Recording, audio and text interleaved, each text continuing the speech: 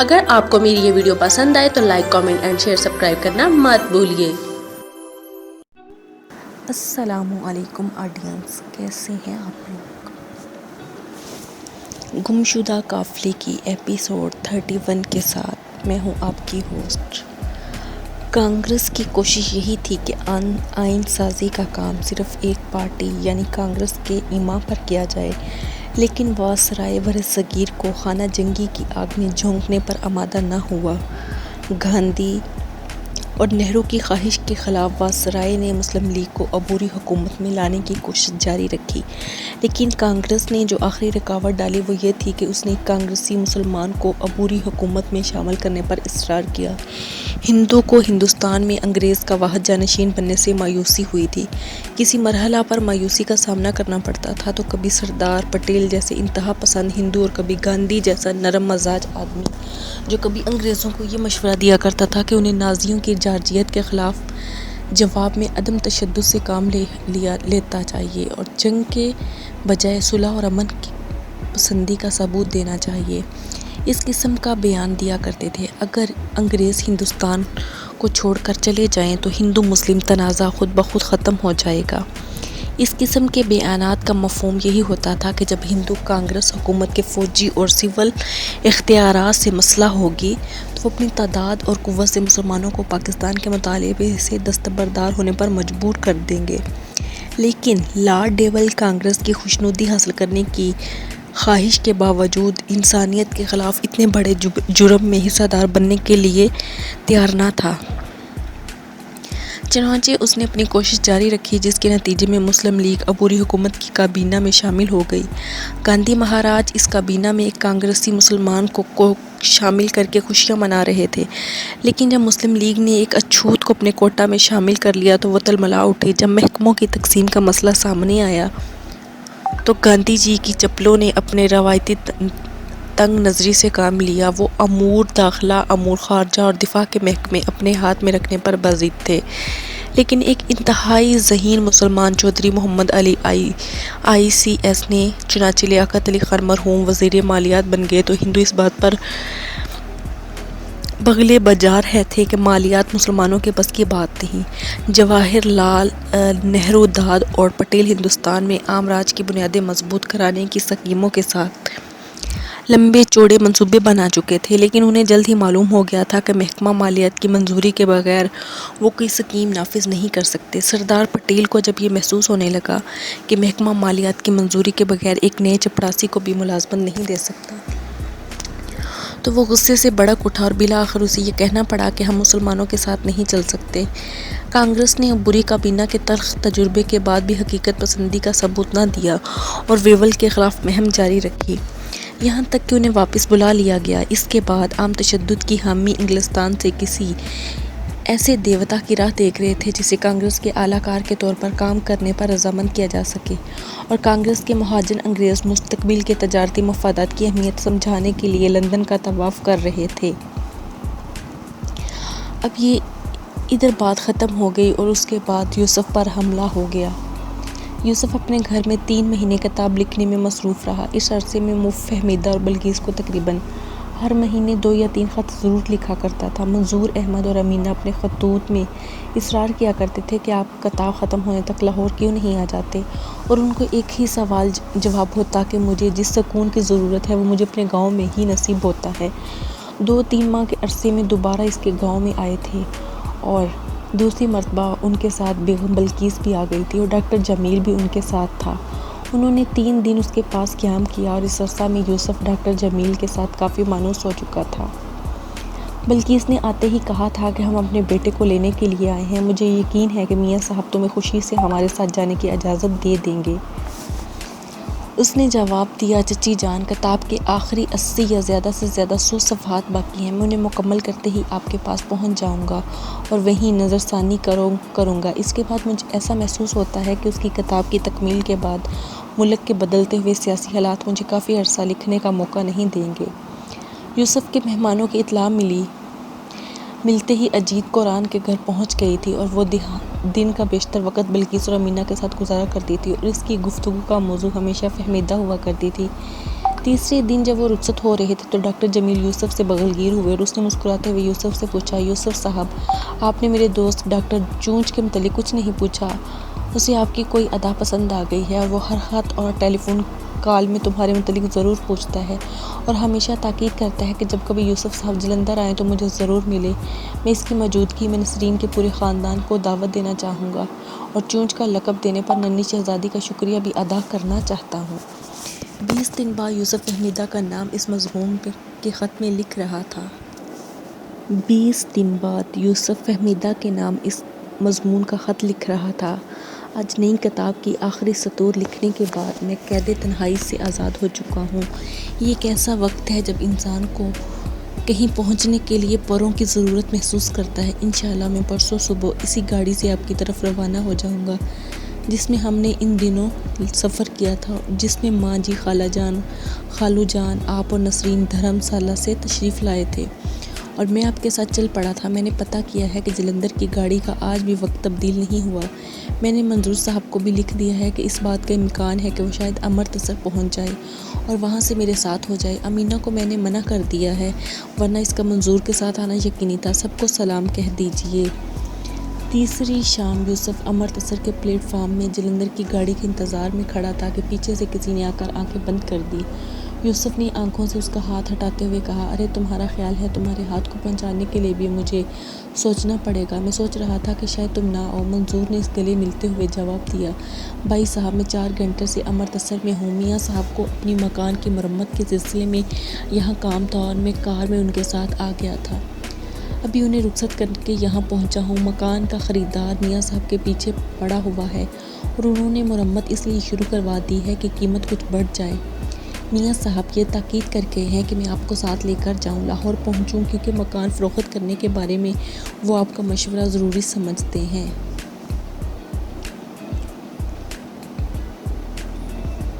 یوسف نے کہا، یار تم جلندھر پہنچ کر انہیں ٹیلی فون کر دو، اگر انہیں مناسب قیمت ملتی ہے تو بیچنے میں دیر نہ کرو۔ یوسف نے ایک کلی کا نمبر نوٹ کر کے اسے اپنے سامان کا خیال رکھنے کی تاکید کی اور منظور کے ساتھ ٹہلنا شروع کر دیا۔ ایک جگہ پلیٹ فارم پر 3 آدمی کھڑے تھے۔ یوسف ان میں سے ایک کو دیکھ کر ذرا ٹھٹکا لیکن پھر بے پرواہی سے آگے نکل گیا۔ تھوڑی دیر بعد جب واپسی پر ان کے قریب سے گزرا تو اسے کچھ شک ہوا تو اس نے چند قدم آگے چل کر انگریزی میں منظور سے کہا، یار منظور ہماری طرف اس طرح دیکھ رہے تھے جس طرح وہ ہمیں جانتے ہوں۔ ایک آدمی پر تو مجھے تھوڑا سا شک بھی ہوا تھا لیکن یہ وہ نہیں ہو سکتا۔ ایسے آدمی کی صورت میں صرف اسی جگہ پہچانی جا سکتی ہے جہاں اسے اکثر دیکھا گیا ہو۔ منظور نے کہا، اگر آپ چاہتے ہیں تو میں ابھی پوچھ لیتا ہوں۔ نہیں، اس کی ضرورت نہیں۔ چند منٹ بعد گاڑی پر سوار ہوتے وقت انہوں نے دیکھا کہ وہ انٹر کلاس میں ان کے پیچھے ایک 3rd کلاس کے ڈبے میں سوار ہو رہے ہیں۔ منظور نے سوال کیا، یوسف صاحب وہ مریل سا آدمی جس پر آپ کو شک ہوا تھا آپ کے خیال میں کون ہو سکتا ہے؟ یوسف نے جواب دیا، یار مجھے یہ شبہ ہوا تھا کہ اس کی شکل پیر کوکیشا سے ملتی ہے، شاید رنگ اتنا کالا نہیں تھا۔ یہ ہو سکتا ہے کہ یہ اس کا کوئی بھائی یا قریبی رشتہ دار ہو۔ بھائی صاحب یہ نشہ کرنے والے لوگ گندے بھی تو رہتے ہیں، یہ ہو سکتا ہے کوکیشا نے نہانا شروع کر دیا ہو۔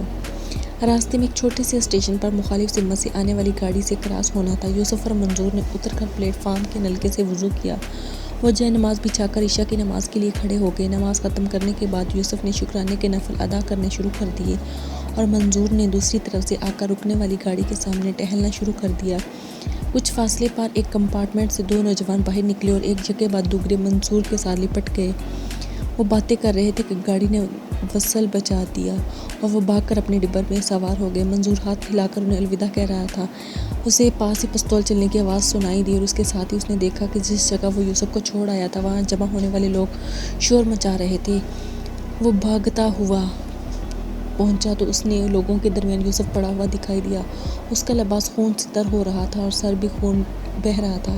ایک ممر آدمی کہہ رہا تھا کہ میں نے سب کچھ دیکھا ہے۔ وہ دونوں اس کے قریب کھڑے تھے۔ جب وہ سجدے میں گیا تھا تو ایک آدمی نے جھک کر اسے چھرا مارا تھا اور دوسرا وار کرنے لگا تو اس شیر کے بچے نے اس کا ہاتھ پکڑ لیا اور اس طرح بازو مروڑا کہ وہ گر پڑا، لیکن دوسرے آدمی نے سر پر لاٹھی مار دی تھی لیکن وہ گرتے ہی اٹھ کر کھڑا ہو گیا تھا تو ایک آدمی نے گولی چلا دی، پھر وہ بھاگ نکلے۔ اس شیر میں اتنی ہمت تھی کہ گولی کھا کر بھی گرتے گرتے اس تک پہنچ گیا۔ میں نے انہیں جانے والی گاڑی کے انجن کے آگے سے گزرتے ہوئے دیکھا ہے۔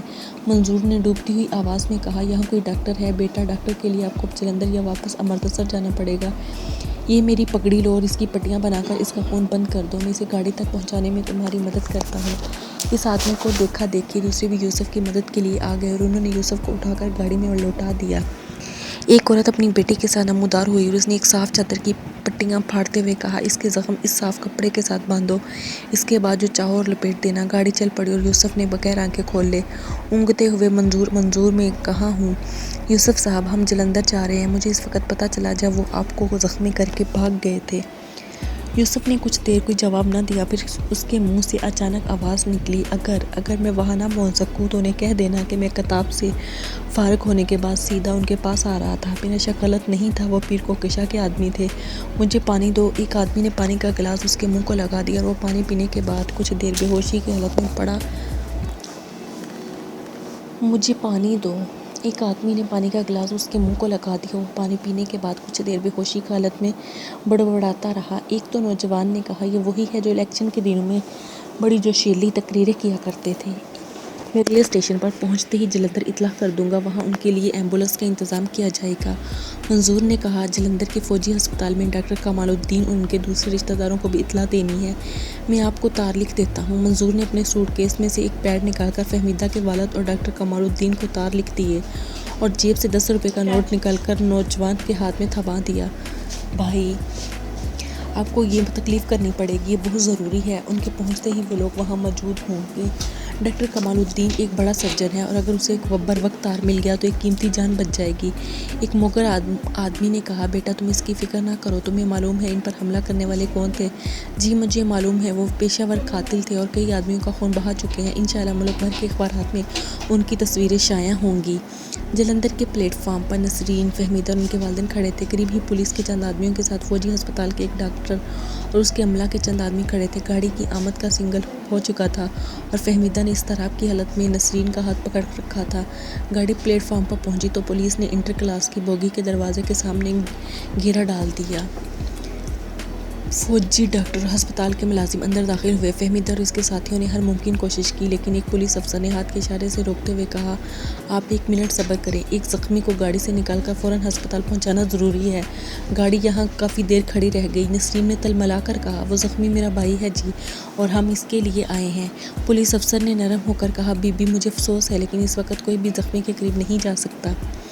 نسرین کچھ کہنا چاہتی تھی لیکن فہمیدہ نے اس کا بازو پکڑ کر جھٹکا اور وہ خاموش ہو گئی۔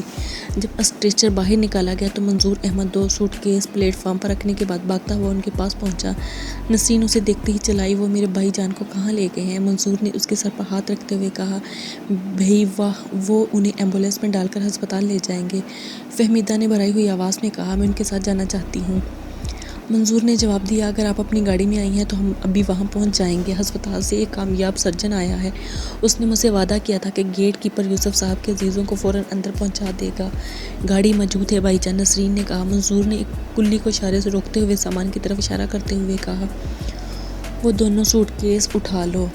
کلی بھاگتا ہوا سوٹ کیس اٹھا لایا اور تھوڑی دیر بعد وہ ہسپتال کا رخ کر رہے تھے اور منظور انہیں بار بار یہ تسلی دے رہا تھا کہ بھائی جان بہت جلد ٹھیک ہو جائیں گے۔ گاڑی ہسپتال کے دروازے کے سامنے رکی اور ایک دلی جو ان کا منتظر تھا انہیں ایک کمرے کے اندر لے گیا۔ وہاں ایک نرس نے ان کا خیر مقدم کرتے ہوئے کہا، آپ تشریف رکھیں ڈاکٹر صاحب، یہ کہہ کر گئے ہیں کہ آپریشنوں میں کافی وقت لگ جائے گا، اس لیے اگر آپ تھکاوٹ محسوس کرتے ہیں تو آپ کو ان کے کوارٹر میں پہنچا دیا جائے گا۔ نسرین نے کہا، اگر ہمارا یہاں بیٹھنا قابل اعتراض نہ ہو تو ہم یہیں بیٹھ کر انتظار کریں گے۔ فہمیدہ نے کہا، نرس میں آپریشن میں بھی ان کے قریب رہنا چاہتی ہوں۔ اس نے جواب دیا، بی بی یہ کیس ایسا ہے کہ میں ڈاکٹر صاحب کو آپ کی درخواست پہنچانے کی جرات بھی نہیں کر سکتی، لیکن میں آپ کو یہ اطمینان ضرور دلا سکتی ہوں کہ زخمی کے بارے میں ڈاکٹر صاحب آپ سے کم فکر مند نہیں ہوں گے۔ انہوں نے تار ملتے ہی لاہور کے ہسپتال میں ایک ڈاکٹر کو کال بک کرائی تھی جو ابھی تک نہیں ملی۔ فہمیدہ نے جھجکتے ہوئے کہا، کیا یہ ڈاکٹر کمال الدین صاحب ہے؟ جی ہاں، اگر آپ انہیں جانتی ہیں تو آپ کو اطمینان ہونا چاہیے کہ وہ آدمی کے بہترین سرجن ہیں۔ منظور نے یہ بہت اچھا کیا انہیں تار دے دیا، ورنہ وہ ایک لمبی سیر کے لیے نکل جاتے اور انہیں ڈھونڈنا آسان نہیں ہوتا۔ یہ تار انہیں اس وقت ملا تھا جب وہ اپنی ڈیوٹی ختم کرنے والے تھے۔ انہوں نے تار پڑھتے ہی کہا تھا، اگر زخمی وہی یوسف ہے جسے میں جانتا ہوں تو ہم سب کو ان کے لیے دعا کرنی چاہیے۔ آپ پسند فرمائیے تو میں آپ کے لیے چائے بھیج دیتی ہوں۔ نہیں سسٹر، ہمیں اس وقت چائے کی کوئی ضرورت نہیں۔ بہت اچھا، اور دلی دروازے پر کھڑا ہوگا۔ آپ کو جب بھی کسی چیز کی ضرورت ہو وہ منگوا لیں، اب میں ڈیوٹی پر جا رہی ہوں۔ انہوں نے انتہائی بے بسی اور بے چارگی کی حالت میں 3 گھنٹے انتظار کیا۔ پھر نرس آئی اور اس نے کہا جناب آپ سب میرے ساتھ تشریف لائیں، خدا کا شکر ہے کہ مریض کے متعلق ڈاکٹروں کی پریشانی دور ہو چکی ہے۔ وہ اٹھ کر نرس کی رہنمائی میں چل دیے۔ کچھ دیر چلنے کے بعد نسرین نے پوچھا سسٹر وہ کتنی دور ہے؟ بس آپ کو 3-4 منٹ اور چلنا پڑے گا، میرا خیال ہے کہ ڈاکٹر صاحب بھی وہاں پہنچ چکے ہوں گے۔ وہ ایک کمرے میں داخل ہوئے اور آرام کرسیوں پر بیٹھ کے نرس نے برابر کے کمرے میں جھانکتے ہوئے پوچھا ڈاکٹر صاحب ابھی نہیں پہنچے؟ جی وہ آ رہے ہیں اندر سے، ارولی نے جواب دیا۔ ہمیں انہوں نے حکم دیا تھا کہ کھانا فوراً لگا دیا جائے۔ فہمیدہ نے قدرے بدحواس ہو کر ادھر ادھر دیکھا تو برابر کے کمرے میں ایک کشادہ میز پر 2 آدمی اسے کھانا لگاتے ہوئے دکھائی دیے۔ وہ نرس سے کچھ کہنا چاہتی تھی کہ ڈاکٹر کمال الدین کمرے میں داخل ہوا۔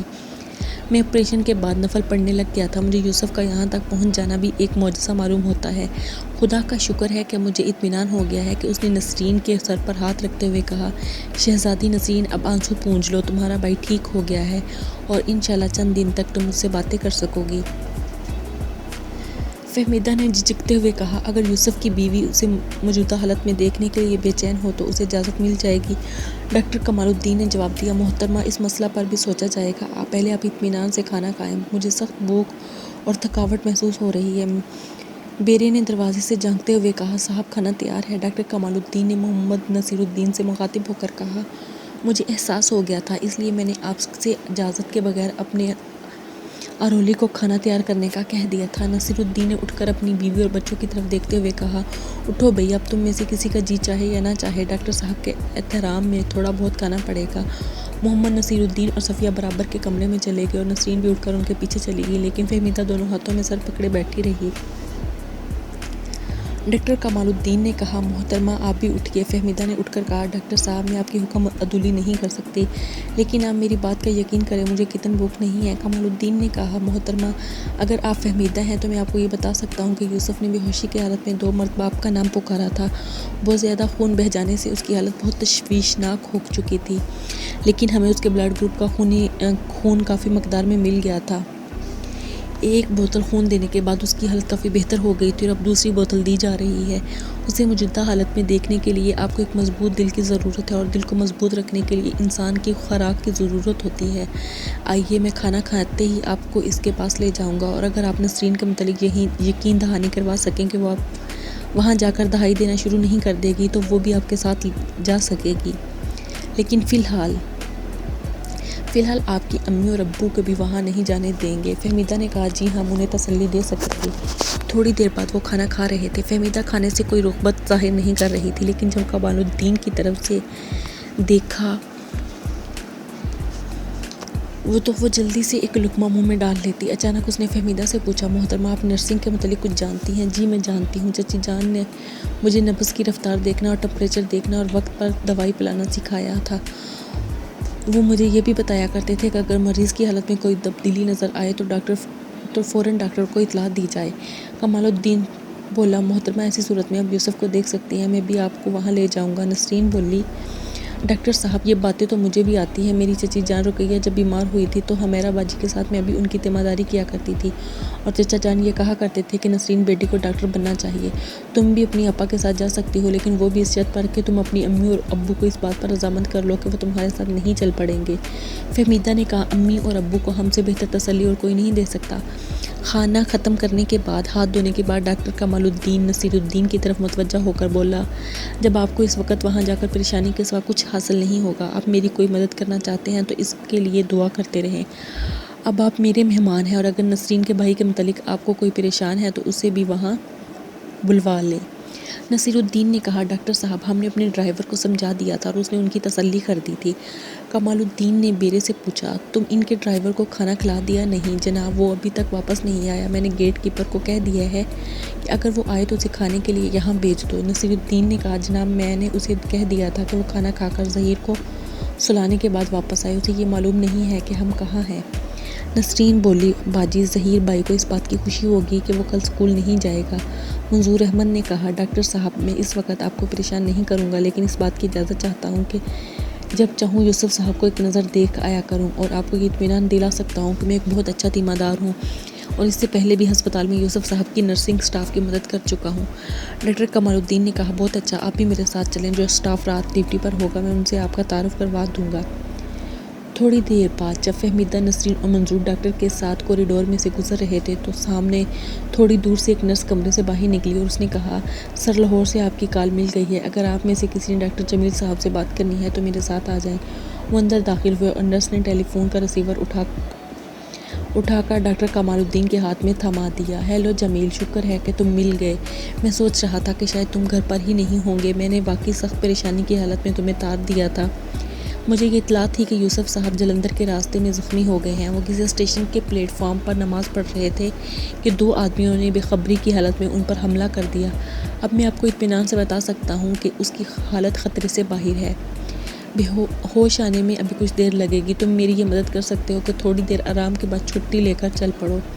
ہاں، انہیں بھی تار مل گیا تھا اور اس وقت فہمیدہ اور نسرین، آپ کے دوست منظور میرے سامنے کھڑے ہیں اور ان کے والدین میرے مکان پر آرام کر رہے ہیں۔ اچھا، اب آپ بات کر لیجئے۔ کمال الدین نے ریسیور فہمیدہ کے ہاتھ میں تھما دیا۔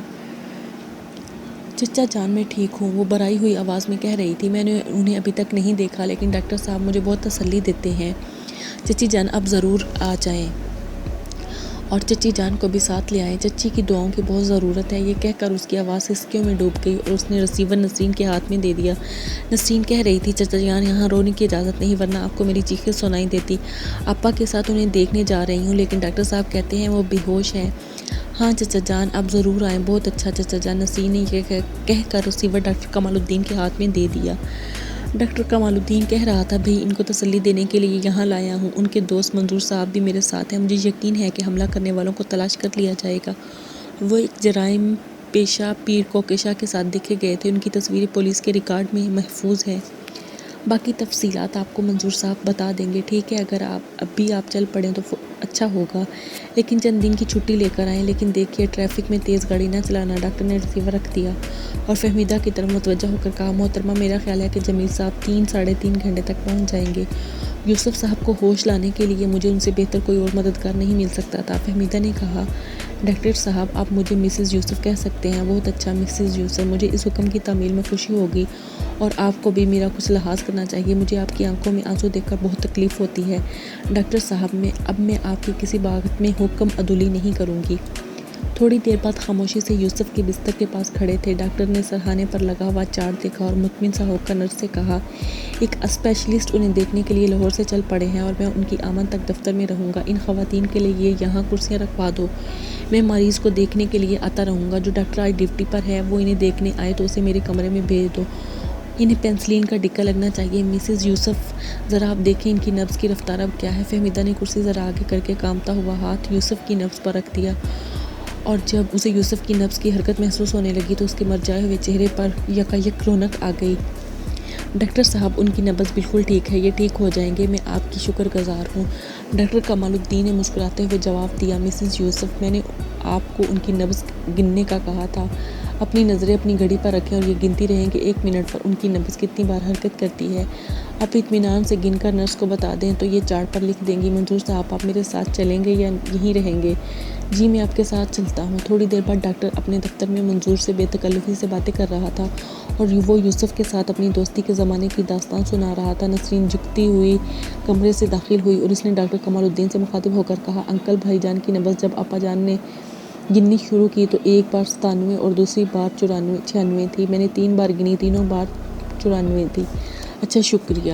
آپ اپنے بھائی جان کے متعلق کچھ سننا چاہتی ہیں تو یہیں بیٹھ جائیں، منظور صاحب بڑی دلچسپ باتیں سنا رہے ہیں۔ نسرین چپکے سے کرسی پر بیٹھ گئی اور منظور احمد بولا، ڈاکٹر صاحب، یوسف صاحب کے متعلق جو دلچسپ باتیں نسرین سنا سکتی ہے وہ اور کوئی نہیں سنا سکتا۔ نسرین کی باتوں کی تعریف تو میں لندن میں بھی سنا کرتا تھا۔ آپ بھی اپنی بات ختم کریں اور ان کی باتیں سننے کے لیے کسی دن چھٹی کروں گا اور اس وقت تک ان کی باتیں سنتا رہوں گا جب تک یہ تھک نہیں جائیں گی۔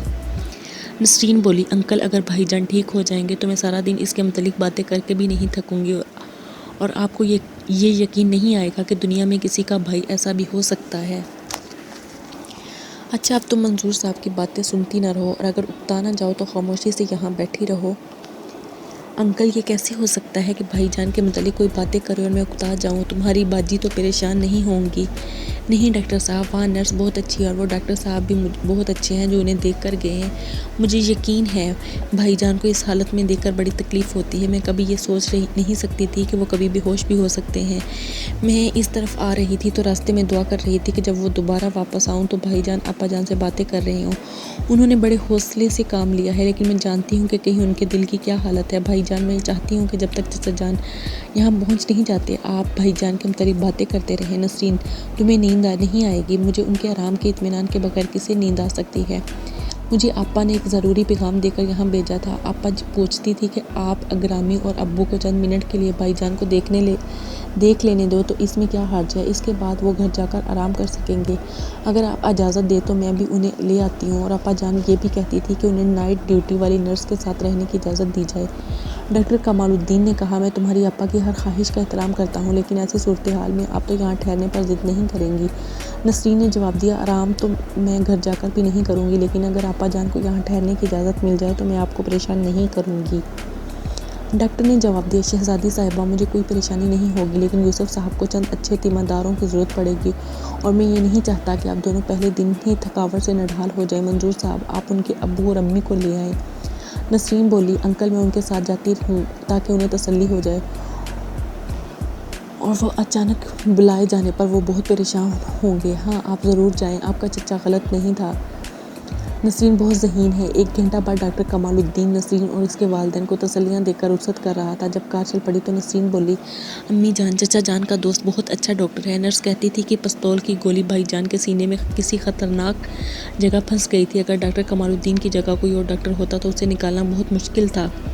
صفیہ نے کہا، تمہارے ابا جان نے کچھ کہا ہی نہیں تھا، ورنہ منظور احمد کے ساتھ مجھے بھی وہاں ٹھہرنے کی اجازت مل جاتی۔ نسرین بولی، امی جان، آپ کے لیے اجازت تو میں بھی لے سکتی تھی، لیکن ہمارے لیے گھر جا کر دعائیں کرنا ہی بہتر ہوگا۔